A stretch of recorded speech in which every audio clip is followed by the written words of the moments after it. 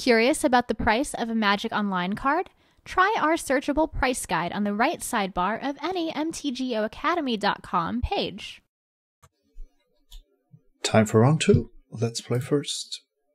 This hand is fine. I can run out this Scorpion on turn 1 most likely and then Scry on turn 2. It's quite unlikely that I draw one of my 3 2-drops. That gives me the most board presence, and then I might actually know what I want to Scry for at that stage. Not going to mulligan this. This is not an exciting hand. I only have 3/1 toughness creatures, but it's also not a hand that I want to mulligan.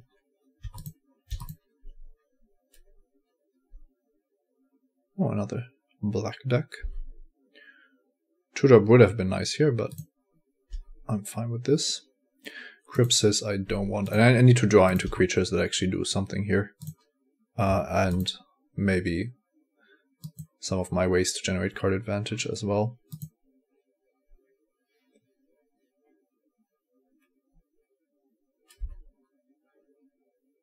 There is my 2-drop. I'm just going to run it out now.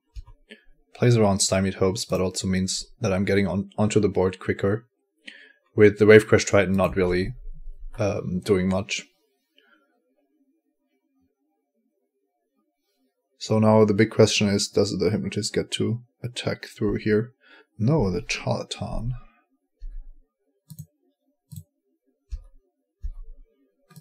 So this will be copying his spells at some point if he wants. I think I'm fine with that.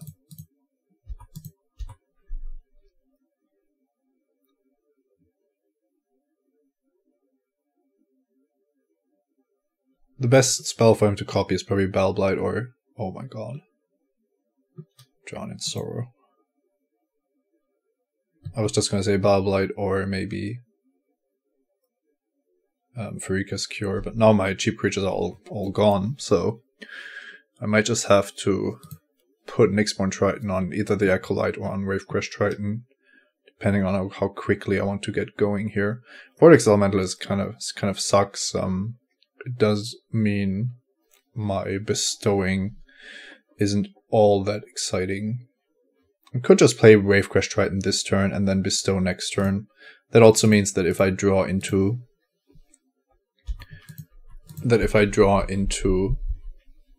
Triton Fortune Hunter, then I will bestow Triton Fortune Hunter. I could have tried to attack for 1 here with the Acolyte. There was a chance that my opponent wouldn't have blocked with the Charlatan.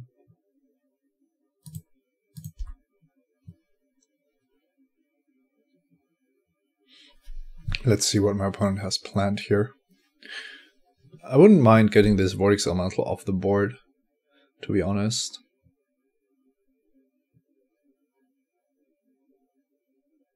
Forlorn Sudama. So now this would start generating zombie tokens.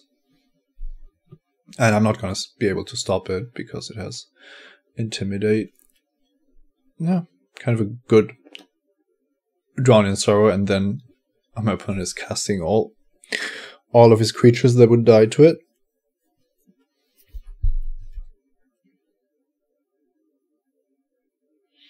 Alright, I can tap the Forlorn Sudama, but it does only save me 1 point of damage. I can Nyxborn Triton up the Wavecrash Triton, tap something down for a turn just to get in some damage. It would probably be best to then target the Vortex Elemental as a way to get through. The Sudama is a problem. If it attacks, I could also tap it down the turn after, so that the zombies are at least delayed a bit. I think I like that best, and it also allows me to draw into Triton Fortune Hunter to maybe win this. This way my opponent might also be scared of something I might be holding. Not that my hand is particularly good. This was exactly the danger I was running into with keeping this hand. And it might have been a mistake, I'm not sure about that. I think against an unknown deck, I always keep a hand like this. 4/6 hexproof. Yeah, my opponent has some spicy stuff going on. I will bestow this, and then my opponent is going to force it to block and kill it. It's not good. Yeah, I don't see a way around it.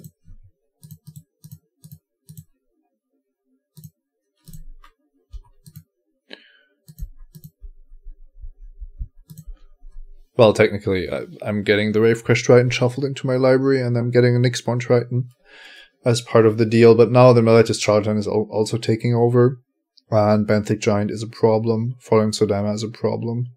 There's a lot of cards that I'm having trouble against here. This Sedge Scorpion would have been great to just trade with my opponent's 6-drop, for example, but no, that's not looking to be happening.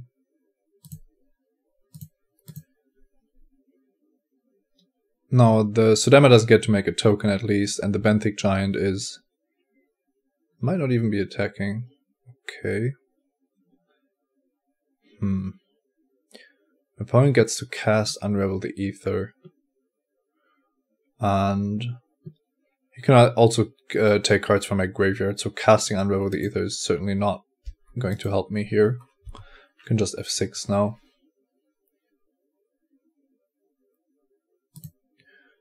Alright, Unravel the Ether is now under my opponent's control and might actually be copied as well.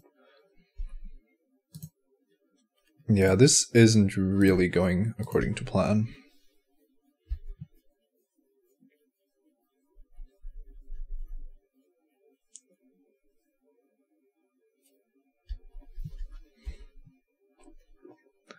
At least Vortex Elemental isn't being activated, but Unravel the Ether can just be cast and my opponent could be attacking with Benthic Giant here. Looks like he doesn't want to, but still doesn't mean that I'm anywhere close to winning this game.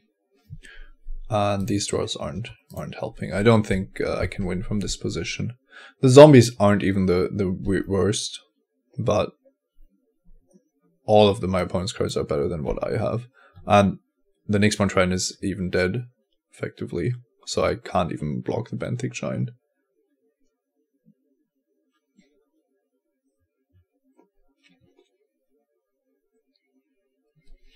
Yeah, my opponent has far too much good stuff here.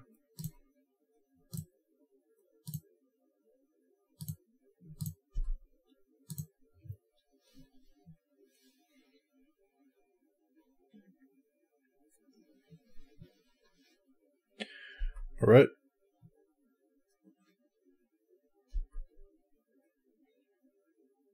At least we got rid of Unravel the Ether without any losses here, allowing us to maybe draw into an aura spell. That's not happening. I'm going to continue playing because I'm not technically dead. And my opponent might show me more cards, but like I said, my deck doesn't really have ways to win from such a board position. And the way it came to this was the Drown in Sorrow and my draw basically only giving me 1 power creatures and lands. I think that describes it quite well. And now I'm gonna be in a lot of trouble here. Let's see. I could double block a zombie and chump block the Benthic Giant. That seems like a solid block. Taking 3 here. And that's going to be 5 with this untapping. Alright, I'm gonna concede this. So let's see if we have something to bring in, maybe. This might be a matchup where I want my red cards, in fact. Just because a Chrome Conscript and Polish Crusher add a lot of value to my deck, which I was definitely lacking this game. Annul, Fate Foretold, Stymied Hopes, Coastline Chimera, Flat-Tide Serpent. None of these cards are particularly exciting. The question is if I can afford to make my mana so much weaker.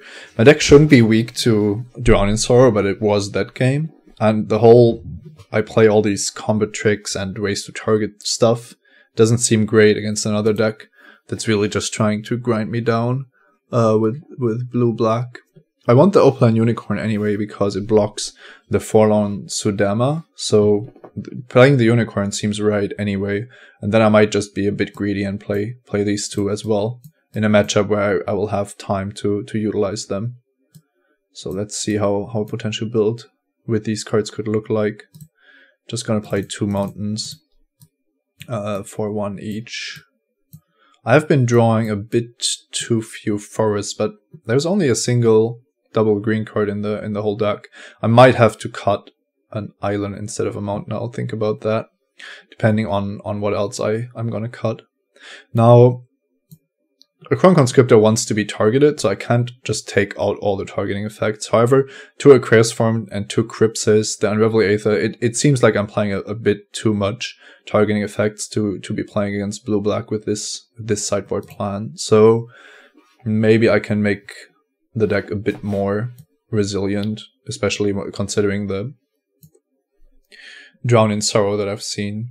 Floodtide Serpent could be a card that I want with Stratus Walk and Fateful Told in the deck, giving me another nice attacker. Don't like the other cards too much. I don't think I need them. So this is 17 lands, and the one question that I'm unsure about is if it should be this or if it should be one more forest instead, because now I have 1 blue source more than green sources. It feels right, but sometimes I'll be unable to cast Moonsailor, and that just sucks. Unravel the Aether, I didn't see many targets, so I can take that out. I might want to play around the Drown in Sorrow a bit, so I will take out 1 Deepwater Hypnotist. And the Crypsis seems to be the weakest spell that I have left in my deck, simply because it's not how the matchup is going to work out overall. So I'm going to try it like this, hoping to draw into a mountain or the Opaline Unicorn. And I'm still going to play first. This is not a good hand. With an island, it would actually be pretty sweet to start off with this, and then have a pretty aggressive draw, maybe drawing into an enchantment for this, but I'm going to be forced to mulligan this. But this is a very sweet hand. I can scry something nice to the top, maybe for the Fortune Hunter, maybe just lands to cast the Scholar, and it is a weak hand against Drown in Sorrow, but there's a possibility that I'm just gonna play into that.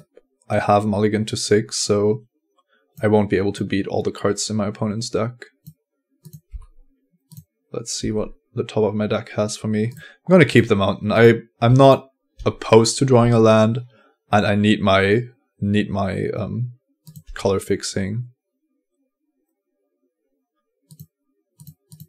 Yeah, if my opponent runs out Vortex Elemental on turn 1, there is even less of a chance that he has Drown in Sorrow, so I'm going to be looking to trade my Deepwater Hypnotist with the Elemental here.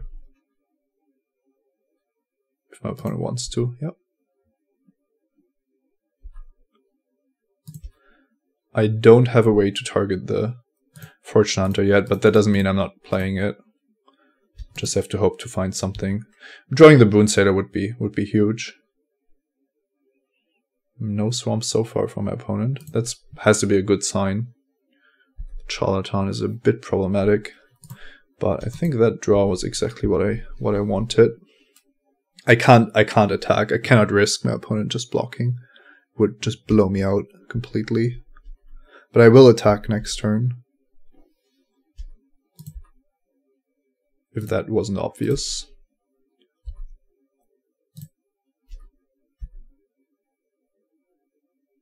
No blockers. I'm just going to bestow the Moonsailor. This is what I want to be doing this turn anyway. It deals a huge amount of damage. I draw an additional card, and yeah, even if the Fortune Hunter gets killed now, I've gotten so much value out of this.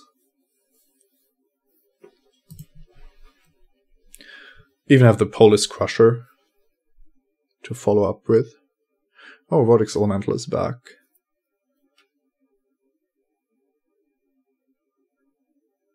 So I have to decide if I want to allow my opponent to trade the Vortex Elemental with Triton Fortune Hunter. If he does, I have an untapped Boon Satyr in play and drop the Polis Crusher or Opaline Unicorn. Yeah, probably the Polis Crusher. That sounds more than fine. One card left on top. That means that shuffling with the Vortex Elemental is also an advantage for me. My opponent doesn't get to draw the card that he wanted to draw. I think this is how I want to play this. Don't want to give my opponent too many options here.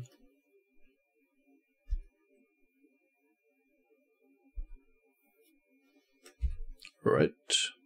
And time for the Crusher. Casting Opaline Unicorn has the advantage that I can hold up Savage Surge and have the mana for Horizon's Caller next turn, but Polis Crusher is also very good on this board. I'm only taking 2 in the air. My opponent had to shuffle, so maybe didn't draw what he wanted to draw. And that's good, but not unbeatable. Especially if I get to monsterify this.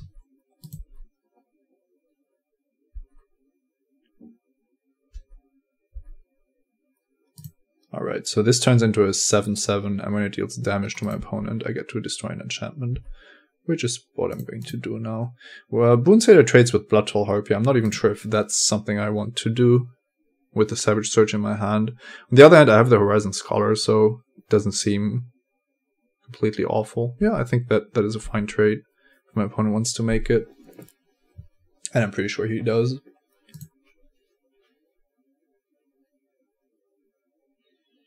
I think it's unlikely that I'm getting raised here.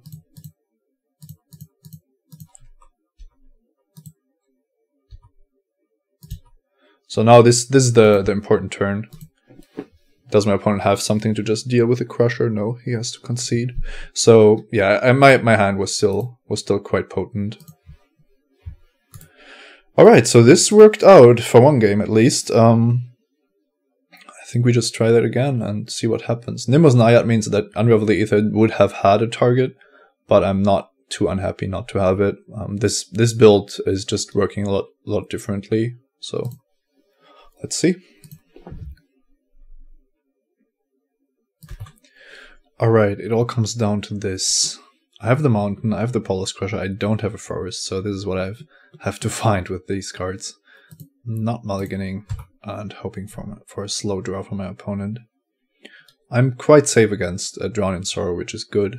And this Stratus Walk on Deepwater Hypnotist might actually be quite potent as well. If I draw the forest in 3 draw steps, then I'm just gonna have a very good time with turn 3 Nesting Cursor, maybe turn 4 Polis Crusher.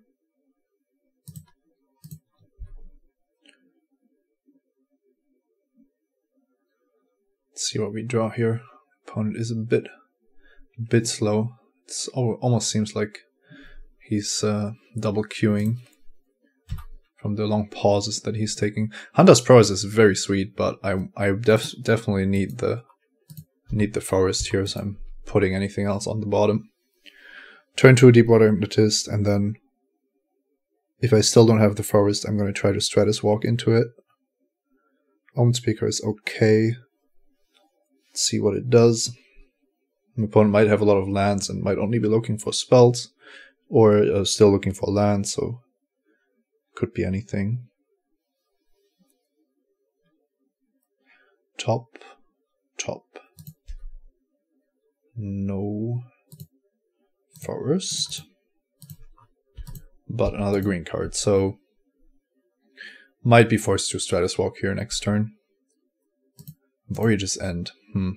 Now Stratus Walk does run into some amount of spells, but this Deepwater Hypnotist isn't helping me in any way. I'm just gonna try to Stratus Walk here. And if that gets countered by a removal spell or a bounce spell, then so be it. I haven't seen too many instances from my opponent.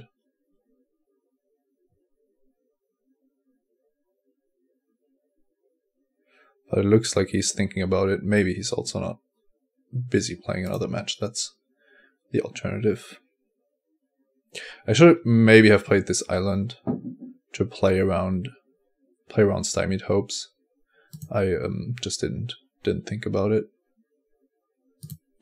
Alright, Stratus Walk is resolving.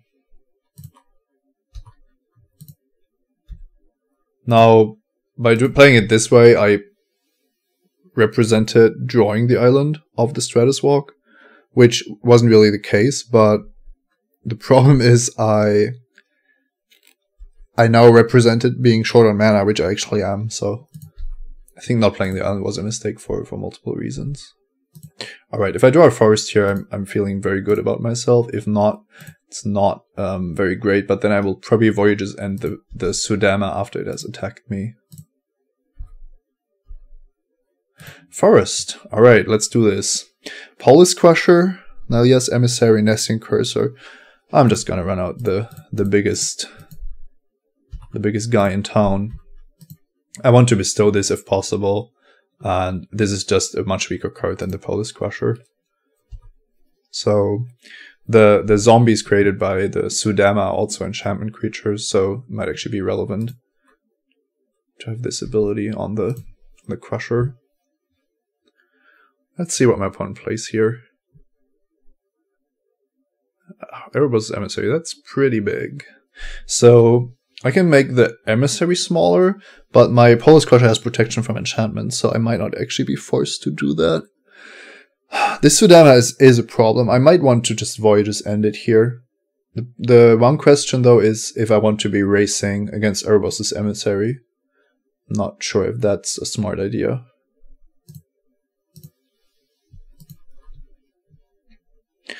I could Voyage's End in my upkeep or draw the card first. Now, with this hand, I really want to draw lands. I can use 6 mana very effectively with this, and this in my hand. So Voyage's Ending in my upkeep means I could draw into the lands earlier. And if I don't draw the land, I still have the Savage Search for the Polis Crusher. So yeah, I'm gonna do that. There's no block that I have to be afraid of, so let's keep this on top. I would have liked to Savage Search my Polis Crusher, but now that I drew the mana to cast Nesting Cursor, I'm fine with just racing here. The Emissary is only going to attack for 3, so this is not a dangerous position to be in at all. If my opponent wants to discard his hand, sure, he can do that, but it's much more likely that the Emissary is going to hold back to keep the Nesting Cursor in check, but I have the Hypnotist to shrink it, and I have the Polis Crusher to potentially just kill it if I draw another land.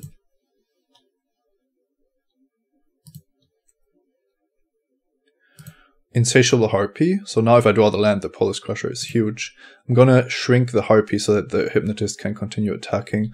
On the other hand, I would actually be fine trading these two, I think. Let's see, if I shrink down the Harpy, then the Hypnotist is getting through, which is pretty huge, and then Polis Crusher is also great. Now, I do have Savage Search, which could potentially target the Hypnotist, so what I can do here is shrink the Emissary and attack with everything, and then the Harpy blocks, I Savage Search, and my opponent doesn't have any good blocks. I'm not sure if that's even important. I think I don't want my opponent to block with the Harpy. And I still have the Savage Search on defense if I want it. Now a land is what I really want to see here.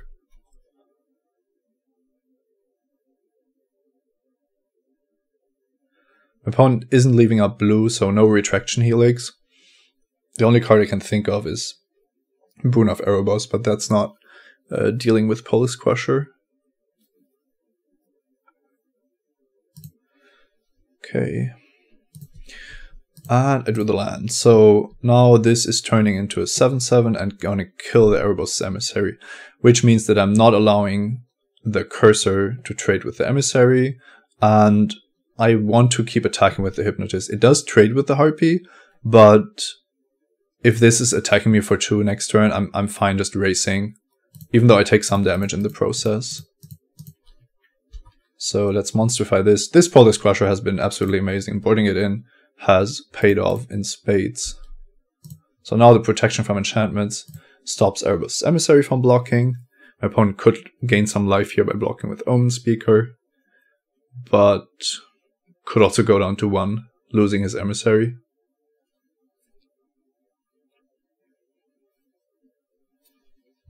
And then next turn, this or this could easily prove lethal.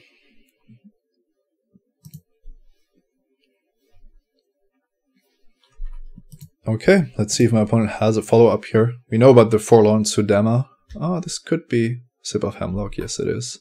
But that just means that the Nessian Cursor attacks for lethal here. Even the Savage Surge is lethal now. Well, well, well.